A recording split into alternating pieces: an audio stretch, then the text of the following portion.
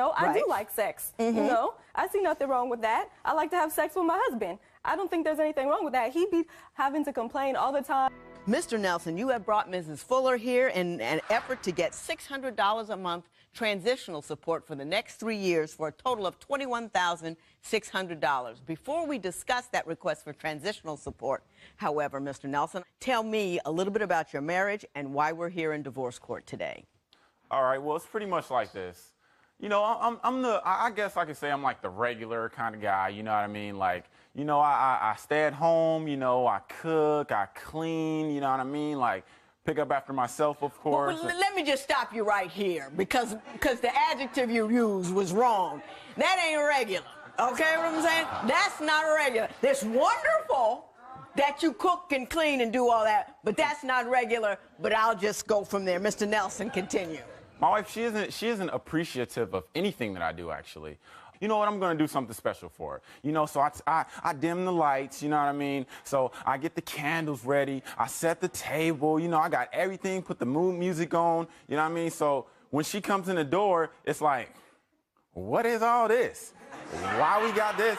Why you using my grandmama dishes? Why ain't you got no job? Like, and it's just like, wow, like I'm trying to do something nice exactly. here, and you're, Mrs. Fuller, you seem, from what he's telling me, you've got a cooking, cleaning, romancing, and not bad-looking fella on your hands. What seems to be the problem?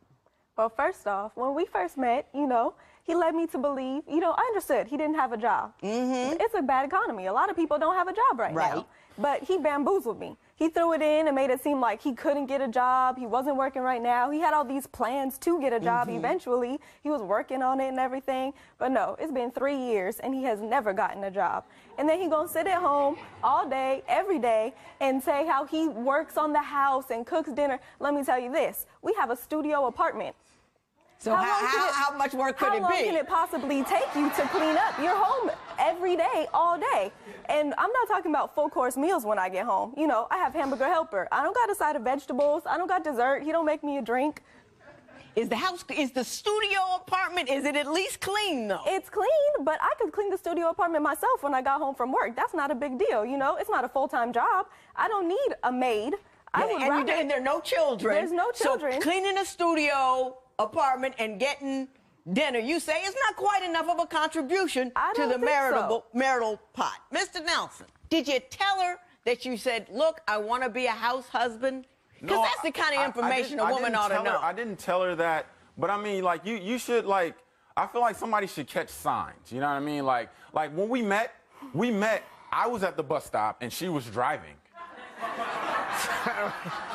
I'm just saying, I was at the bus stop, she was driving, she was like on the phone or something with probably one of her friends or something like that. Kind of flag her down like, hey, baby, how you doing? You know, and we kind of took it from there. Did he flag you down at a bus stop? He did flag me down at a bus stop. I'll give him that. But, you know, we was in college, so, I mean, not everybody has a car. That's a big difference. I figure once you move on with your life, you know, you aren't always going to be sitting at a bus stop. I mean, it's gotten to the point, it's not even that he's just not a 9-to-5 type of guy. And it's not even like he wants to sit, like he's gone to the point where, you know, I guess from getting tired of me fussing at him all the time about needing to get a job, he'll go and get jobs, you know, he'll go and apply to jobs. And by this, I mean, he'll pass applications around, because I saw him on the way out one day and was looking over the applications. He didn't even fill it out all the way. He left his last name off one. He didn't fill in his high school education. Okay, Mr.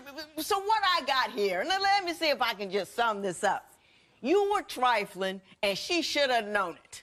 And if she married you when you were trifling, she's got to live with a trifling guy because all the signs were there. For lack of a better word, yeah. Mrs. Fuller, did you fail to see the myriad of red flags that were flying in your face? If by myriad of red flags you mean I met him at a bus stop, because back then we lived in 2 separate apartments, and he did cook dinner, and he did say he was going to get a job, and he was going to school, you know. Who paid his rent before you? At this point. Who paid his rent before you? You said he had an apartment. How do you manage that? I'm guessing from school loans. I don't know. He was in a dorm. You listen here.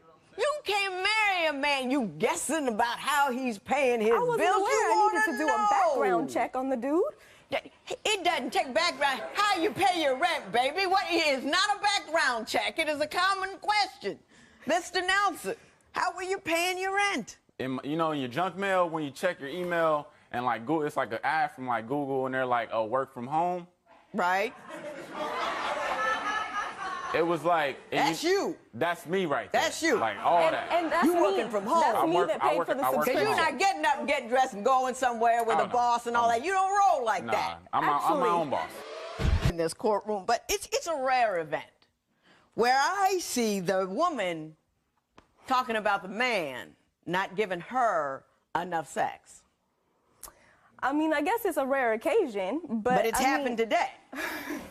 I feel like it's not very rare. I have a normal sex drive, I do Right. like sex, I see nothing wrong with that. I like to have sex with my husband. I don't think there's anything wrong with that. He be having to complain all the time, talking about making excuses. I get home from work, working 10-hour days, get home. He's been home playing video games on Facebook. I feel like when I get home, the least he could do is take care of my sexual needs. He is my husband. It's not like he's doing anything else all day. I finally do get home. He can talk about all type of excuses. I got a headache. I'm tired. My stomach hurts. What are you tired from? You have not done anything all day. Mr. Nelson, are you coming up light on the loving? That's definitely an exaggeration. You know what I Okay. mean? Like, What's the truth? There's one thing, like, you know how I said I was a regular guy? Yeah. Like, and we already established that that's incorrect. She says Go that ahead. she has a regular sex drive. Her sex drive is like, she has like Energizer Bunny syndrome. You know what I mean? Like, keep going and going and going and going and going. Like when she says when she comes home from work, Yes. like that does not mean like she came home like, oh, after a hard day's work. That means like I took a 15-minute break and I'm coming home so we can have sex. Then on my lunch break, I want you to cook for me and then we can have sex and I'll go back to work. And then I'm gonna take my last 15-minute break and then we're gonna have some more sex because I just love it that much. My husband would shoot people to be in your position. That's what I'm saying. He acts like I'm the one that's wrong. And half the men I know out there would not only not be complaining, but they'd be going to their boy. Do you know what I got going on at my house? Of course, like that's how it started. That's how it started. You know what I mean? I was like, oh yeah, like all for it, because it was Right. cool, but like it was like it was on occasion, it was great sex on occasion. On occasion. Then occasion. But you don't want occasions to be every day. Right, I don't want it to be 17,000 times per second. Like I want it to be, like I want it to give me a rest. Like I'm human. Like I'm not Superman. Like so I'm asleep. Of course, I'm asleep. After a night of sex that we probably just had. So she wakes me up. With the hands in the pants. And that's cool. Like fellas, that's cool, right? Everybody feel like that's cool. But 30, 45 minutes, that's cool, ladies. Is that 30, 45 minutes? We're not taking a survey, Mr. Nelson. Just talk to me. I'm just saying. 30, 45 minutes might be pushing it. All right, so after I'm done, get it finished, she's like, oh, babe, let's go take a shower. So I'm like, okay, I do need to, brush my shoulders off a little bit. We go get in the shower, and she wants to do it again. So I'm like, you know what? The second time is the charm. Maybe I could put it on her good enough the second time, and she won't want it again. No. So we get out the shower. She like, babe, let's lay the towels down and do it on the towel so we can dry off. I'm like, that's a little much. After that, she wants me to go into the kitchen, cook for her breakfast. I'm talking about pancakes, eggs, bacon, and have sex while I'm doing that.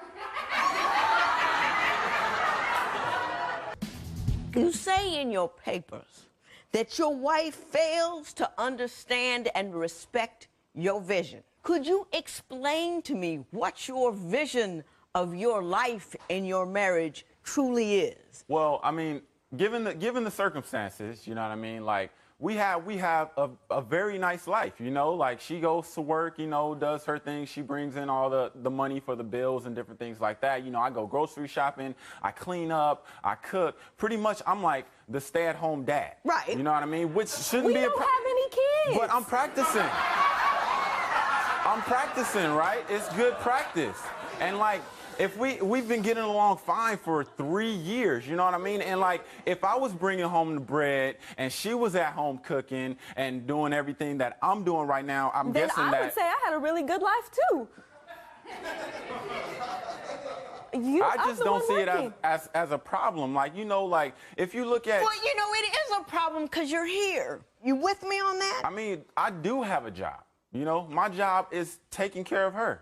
You know, she comes home. But she says you're not doing it well enough. But I mean, like, because she has very high expectations. She's always throwing it in there like, oh, my ex could do this, my ex could do that. You know what I mean? How do you think that hurts my feelings? You know what I mean? Right. Like, I can only take so much of that. Every time it's always the argument that, oh, somebody else could have done something better. You know what I mean? And you don't want to hear all that. I really don't. Are you comparing him to your ex? I'm only comparing him to not even just exes, people in general. I'm comparing him to people who Look, that guy's got a job. Why don't you? Exactly. I'm comparing him to people who aren't lazy. Laziness is something that I just can't stand. You know, lazy. I understand when people are in hardships. I understand people on rough times. I don't understand laziness. Okay, Mrs. Fuller, what made you decide ultimately that you didn't want to be in this marriage anymore? What was the final straw? The final straw was recently, by some miracle, somehow, he finally got a job interview. And, you know, I made sure he was dressed up, like coaching him, like, they're going to ask you this, you're going to ask you this. I was so excited he finally got a job interview. I don't know how, since he don't fill out applications. But so he went. You know, I was excited to hear about it. He got back, and he basically threw it. He told them that he's not the 9-to-5 type guy, and basically just blew the interview. They said, hey, can you work on holidays and on weekends? I'm like, no. When divorce court continues, Judge Lynn rules. But first, Judge Lynn gives a rule on life to Wendell. You ought to tell the next woman that you're with that you're not going to work, and the sex is only going to be sometimes, and you can't clean anything larger than a studio. If you do all of that, and she still wants you, go for it. Mrs. Fuller, here's the problem I have with you. You know, people aren't what they tell you. They are what they do. He was doing what he does, which was nothing when you met him. It's nothing now, and it will continue to be nothing because, as he says, this is his vision of life. So you can't pretend it's something other than what it is. And for the life of me, I never understand why people do not sit down and have a conversation about what it is I expect, because you're making a commitment for here on. And you're not going to talk about what it is and what it isn't. Mr. Nelson, you're lazy.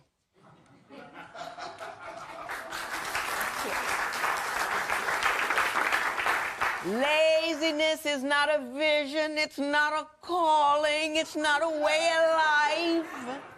Laziness is a character flaw. But what you ought to do is, you ought to tell the next woman that you're with that you're not going to work, and the sex is only going to be sometimes, and you can't clean anything larger than a studio. If you do all of that, and she still wants you, go for it. But I'm a big one for supplying information. Here we go. This is what, listen.